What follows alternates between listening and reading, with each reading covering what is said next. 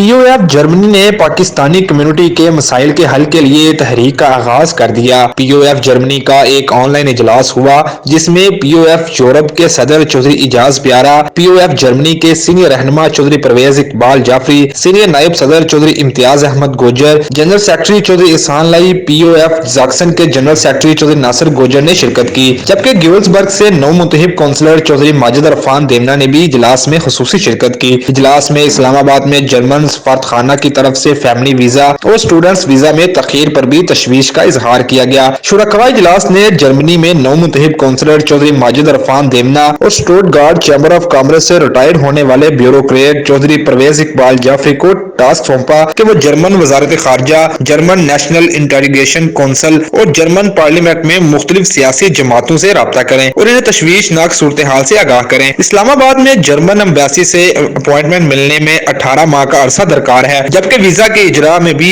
1 سال سے زیادہ عرصہ گزر جاتا ہے۔ فیملی ویزا اور اسٹوڈنٹس ویزا کے اجراء میں 2.5 سال کا عرصہ تشویشناک ہے۔ بعض طلباء کے تو داخلہ ملنے کے بعد 3 سیمسٹر گزر جاتے ہیں۔ پاکستان اوریجن کارڈ کے بائیو میٹرک اور پاکستان سے انکوائری کے عمل میں بھی غیر ضروری تاخیر پر بھی تبادلہ خیال ہوا۔ ان مسائل کے حل کے لیے ادارہ وفاقی مختصر کے کمشنر شکایات برائے اوورسیز پاکستانیز ڈاکٹر انعام الحق جاوید کو لیٹر لکھنے کا فیصلہ کیا گیا۔ POF جرمنی کے عہدیداران نے مسائل کے حل کے لیے جرمنی میں پاکستانی کمیونٹی کے مختلف سیاسی، سماجی، مذہبی تنظیموں کے ساتھ رابطہ کرنے کا بھی فیصلہ کیا تاکہ تمام مسائل کے حل کے لیے جرمنی کی پاکستانی کمیونٹی مشترکہ جدوجہد کرے۔ رپورٹ شہزاد عالم، جذبہ نیوز، فرینکفرٹ۔ امیگریشن اور تارکین وطن کی خبروں سے باخبر رہنے کے لیے ہمارا YouTube چینل سبسکرائب کریں اور بیل آئیکن کو کلک کریں۔